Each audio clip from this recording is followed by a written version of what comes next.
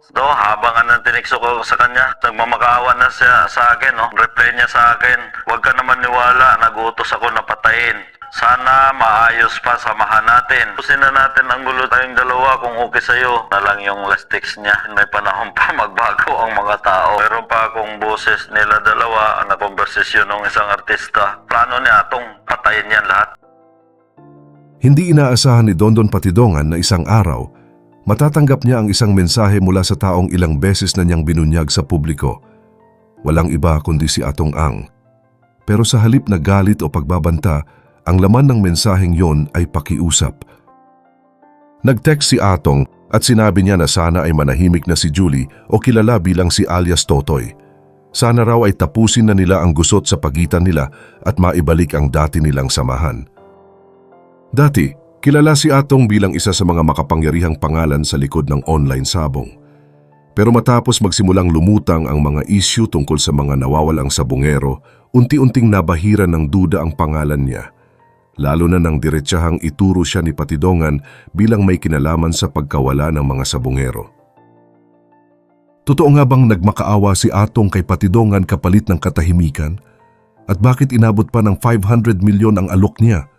Pero bago po ang lahat, baka pwedeng palike ang video na ito dahil napakalaking bagay na ito sa aming content creators. Maraming salamat po. Ayon kay Julie, marami siyang nalalaman at hawak na impormasyon. Isa na nga rito ang boses mula sa isang artista at mga usapan kung saan tila may plano sila na patahimikin ang ilang tao. Minsan pa nga raw ay inalok siya ni Atong ng 300 milyon. Hindi siya pumayag. Kalaunan, ginawa raw nitong 500 milyon ang alok. Hindi pa rin siya bumigay. Sabi niya, mas importante ang katotohanan kaysa sa kahit anong halaga ng pera. Kwento pa ni Julie, habang tinetext niya si Atong noon, bigla raw itong nagmakaawa. Sabi raw ni Atong, huwag na siyang maniwala sa mga paratang, ayaw daw niya ng patayan at sana ay maayos pa sila. May mga linya pa raw ito na tila may hinanakit. Parang sinasabi niyang pinagtulungan na siya at nakalimutan na ang lahat ng kabutihan na ginawa niya noon. Pero para kay Julie, hindi na ito tungkol sa dati nilang samahan. Lalo na at may mga pamilya nang naghahanap ng hustisya para sa mga taong nawawala.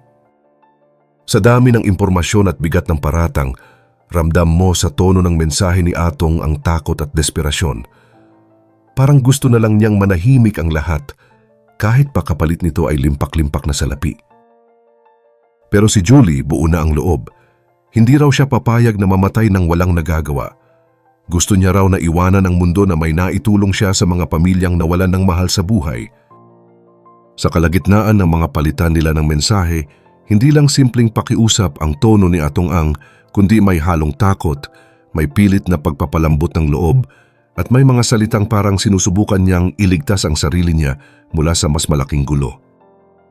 Sa isang bahagi ng usapan, binanggit rin daw ni Atong na mas pinili ni Julie na tumulong sa ibang tao kaysa sa kanya na noon pa man ay nagmalasakit na raw.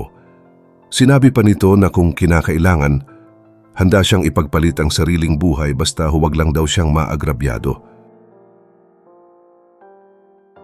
Dito pa lang, ramdam na raw ni Julie na may gustong patunayan si Atong, pero hindi na ito sapat para mabura ang mga nakaraan niyang ginawa. Isa pa sa mga pinakamabigat na isiniwalat ni Julie ay ang tungkol sa tinatawag niyang recording. Aniya, hawak niya ang isang pag-uusap kung saan nadinig niya mismo ang plano na tanggalin ang ilang tao sa landas. Hindi lang basta paratang kundi may boses, may aktwal na pag-uusap at kasama pa raw sa usapan ang isang artista. Wala mang binanggit na pangalan pero malinaw sa kanya kung sino ang may kontrol dito. Ang mas malala, sinabi ni Julie na dati pa siyang inalok. Una, 300 milyon. Nang tumanggi siya, ginawa itong 500 milyon. Pero kahit gaano kalaki ang halaga, nanindigan siya. Hindi niya kayang tumahimik kapalit ng pera. Lalo na't may mga pamilyang naghihintay pa rin ng sagot kung nasaan na ang mga mahal nila sa buhay. May bahagi rin ng usapan kung saan sinabi ni Atong na may mga taong dumating sa buhay niya noong 2021 at tila doon na nagsimulang magbago ang lahat. Parang pilit niyang pinapaalala ang dati nilang pinagsamahan, pero para kay Julie, huli na ang lahat. Hindi na ito tungkol sa kanilang pagkakaibigan. Isa na itong seryosong usapin na may mga buhay na ang nawala at hindi ito basta-basta malilimutan. Sa kabila ng lahat, hindi naging emosyonal si Julie sa paglalabas ng impormasyong ito. Kalma siya pero direkta.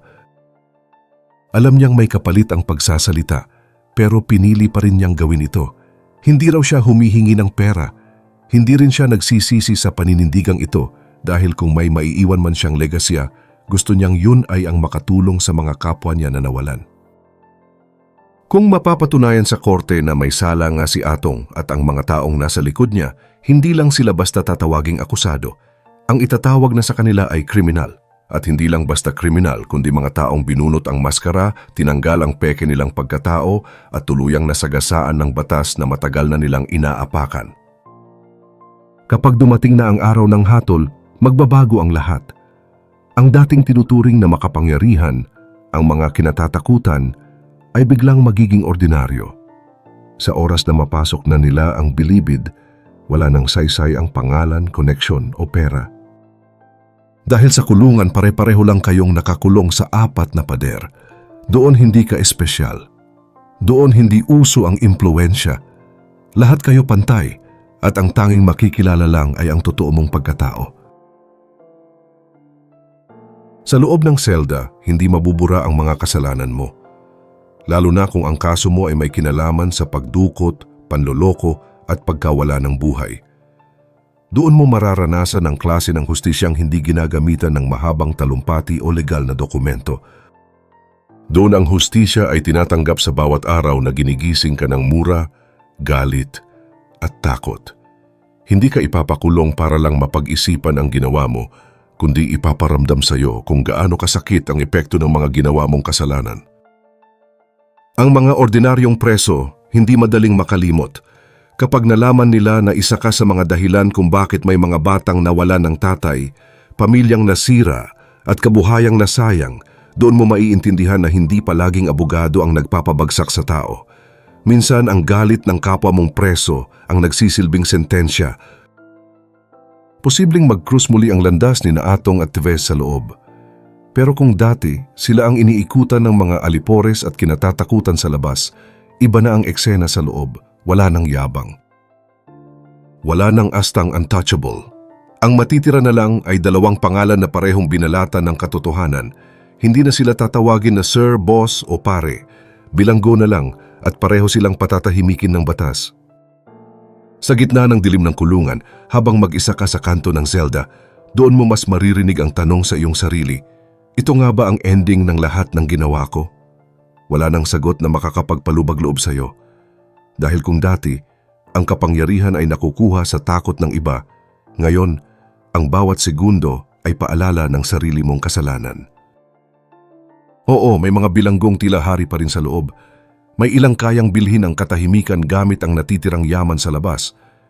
Pero kahit ganoon, hindi mo pa rin matatakasan ang katotohanang araw-araw kang humihinga sa parehong mabahong hangin ng kulungan. Wala ka ng alipores, wala ng VIP treatment, at kapag may dumating na bagong preso na naging biktima ng sistema mo noon, tiyak na hindi sila tatahimik. Ang tunay na hustisya hindi palaging naririnig sa loob ng korte.